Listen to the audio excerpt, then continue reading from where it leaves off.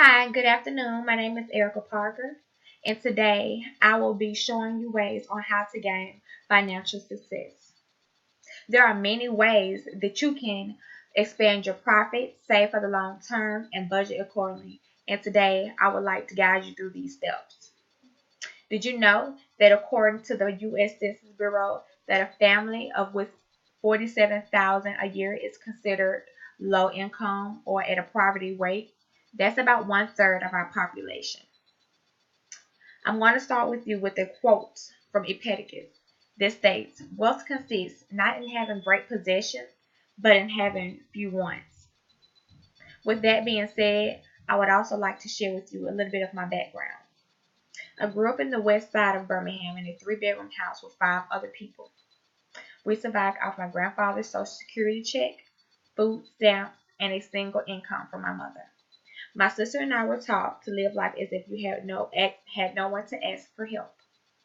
Although no one taught us how to maneuver through life or how to make our money work for us.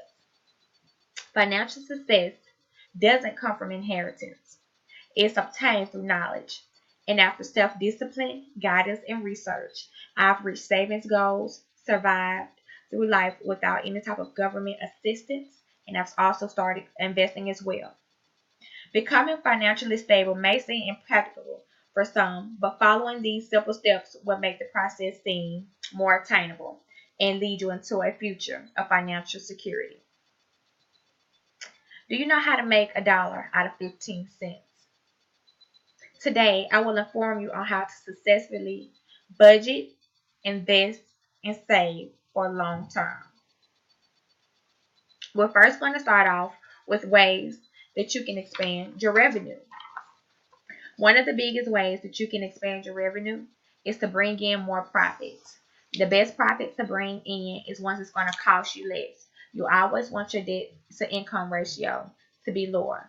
So you can always pick up seasonal, part-time jobs, anything that's going to bring in more profit without you having to spend. Also, one of the best achievements that you can have is starting your own business, finding you a hobby, an inexpensive hobby or service or skill that can also bring in profit as well. Budgeting is going to be our next step. You need to start to differentiate between a want and a need. Eliminate petty spending. Make a plan for your income and always plan for a rainy day. And you also want to decrease debt.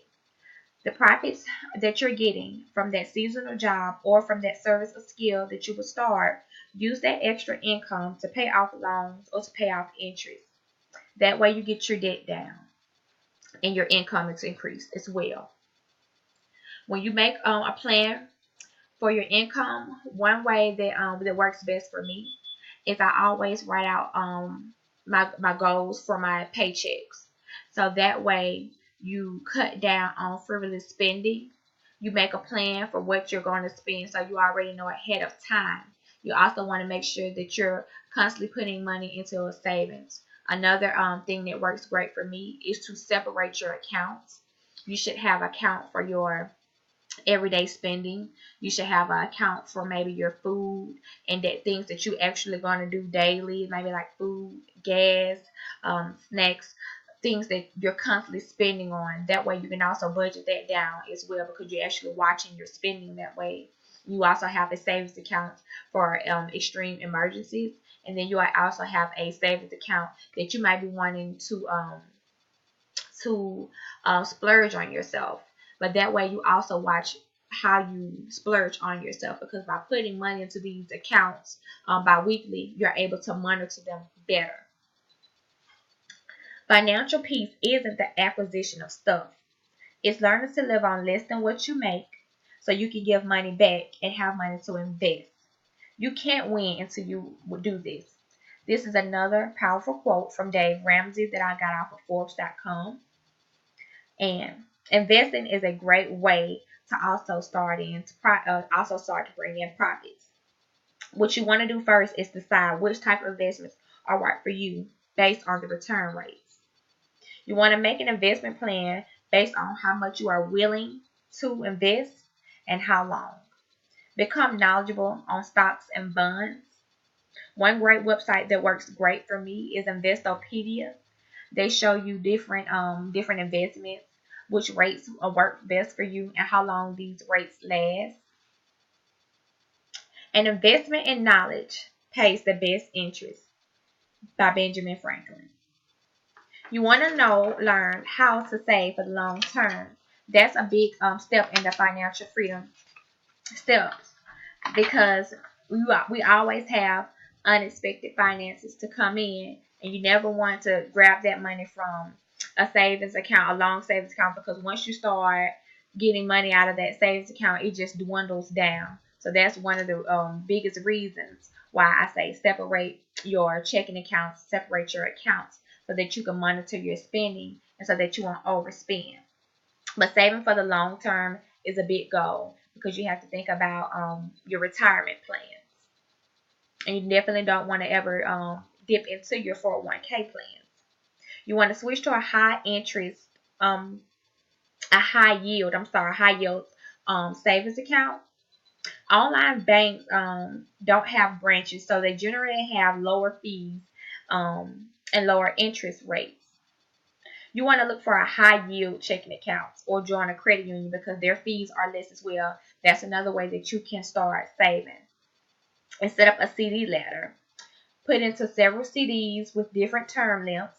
That way you also, those are also steps that you gradually save for the long term by setting up several of them. That way you have greater access to your money, but still get the highest CD rates. With closing, I want to leave you with one last quote. A nickel ain't worth a dime no more, by Yogi Berra. So, with all of that being said, moving forward, you now have been equipped with the fundamentals in gaining financial prosperity, making your money work for you by budgeting and expanding your profit in the beginning. Secondly, determine how much you are willing to invest and become knowledgeable on stocks, and that can help you expand your revenue. Last but not least, using your spare funds to decrease debt and budgeting can fund the allowance to invest in savings for the long term. Today, I challenge you to go home, sit down, review your finances, and calculate your income to debt ratio and develop a plan for success. Many people take no care of their money until nearly they come to the end, and others do the same with their time. Thank you.